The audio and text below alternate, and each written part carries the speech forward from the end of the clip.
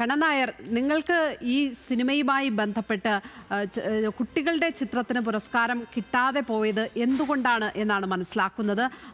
Jury പറഞ്ഞത് അതിന് യോഗ്യതയുള്ള ചിത്രങ്ങൾ എത്തിയിട്ടില്ല എന്നുള്ളതാണ്. അപ്പോൾ അതിനോടുള്ള പ്രതികരണം എന്താണ് കണ്ണൻ? കുട്ടികളുടെ ചിത്രത്തിനുള്ള അവാർഡ് തീർച്ചയായും ഞങ്ങൾ പ്രതീക്ഷിച്ചിരുന്നില്ല. കാരണം ഞങ്ങൾക്കും അറിയാം, നിയമാവലി ഞങ്ങൾക്കും അറിയാം, കുട്ടികളുടെ ചിത്രമായി സെൻസർ ചെയ്ത സിനിമകൾക്ക് മാത്രമേ കുട്ടികളുടെ ചിത്രത്തിനുള്ള അവാർഡ് കിട്ടൂ എന്ന നിയമം ഞങ്ങൾക്ക് അറിയാം. ഞങ്ങളത് സെൻസർ ചെയ്ത സമയത്ത് തന്നെ ഞങ്ങളത് ബോധവാന്മാരായിരുന്നു. പക്ഷേ എന്തുകൊണ്ട് ഞങ്ങളത് ഫീച്ചർ ഫിലിം കാറ്റഗറിയിൽ സെൻസർ ചെയ്തു എന്നത് സർക്കാരും നമ്മുടെ ഇവിടുത്തെ ജനപ്രതിനിധികളും സംസാരിക്കുന്ന ചലച്ചിത്ര അക്കാദമി അംഗവും ഒക്കെ മനസ്സിലാക്കേണ്ട കാര്യമാണ്. കാരണം കുട്ടികളുടെ ഒരു ചിത്രമായിട്ട് നമ്മൾ സെൻസർ ചെയ്ത് കഴിഞ്ഞാൽ നമുക്കിതിനുള്ള മാർക്കറ്റിംഗ് സാധ്യതയൊക്കെ മൊത്തത്തിൽ അടയുകയും ഇത് ഡിസ്ട്രിബ്യൂഷൻ എടുക്കാൻ ആൾ വരാതിരിക്കുക, അതൊക്കെ വേറൊരു വിഷയമാണെന്ന് വേണമെങ്കിൽ ഇപ്പോൾ വാദിക്കാം.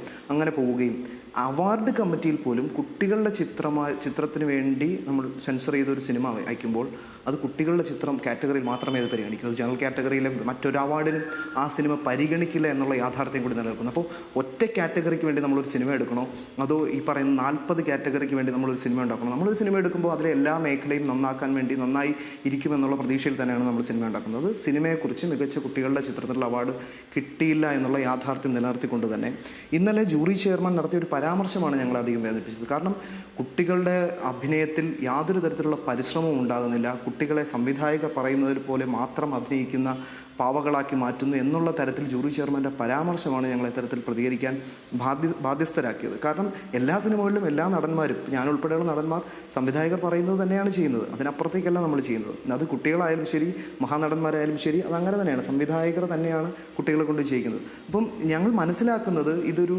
ഫൈനൽ റൗണ്ടിലേക്ക് ഈ സിനിമ എത്തിയിട്ടില്ല. എത്തിയിരുന്നെങ്കിൽ ഉറപ്പായിട്ടും ഇതിലെ കുട്ടികളുടെ പ്രകടനത്തെ കാണാതിരിക്കാൻ ഇവർക്ക് ആർക്കും കഴിയില്ലായിരുന്നു. അതിന് ഏത് മാനദണ്ഡം വെച്ച് അളന്നാലും ഇപ്പോൾ നമുക്ക് പറയാം നിലവാരമില്ലായിരുന്നു എന്നുള്ളൊരു വാക്കാണ് ജൂറി ചെയർമാൻ ഉൾപ്പെടെയുള്ളവർ പറഞ്ഞത്. ഈ നിലവാരം അളക്കുന്ന തോത് എന്താണെന്ന് ഞങ്ങൾക്ക് മനസ്സിലാവുന്നില്ല. അത് ഓരോരുത്തർക്കും ഓരോ രീതിയിലാണ്. പക്ഷേ മറ്റ് അവാർഡുകളൊക്കെ വളരെ നല്ല രീതിയിൽ കൊടുത്തു കഴിഞ്ഞപ്പോൾ കുട്ടികളെ പരിഗണിക്കുന്നത് ഇപ്പം ഇന്നും മന്ത്രി പറഞ്ഞു, ബഹുമാനപ്പെട്ട സാംസ്കാരിക വകുപ്പ് മന്ത്രി പറഞ്ഞു അടുത്ത വർഷം ഉറപ്പായും കുട്ടികളുടെ ചിത്രത്തിന് അവാർഡ് ഉണ്ടാകുമെന്ന്.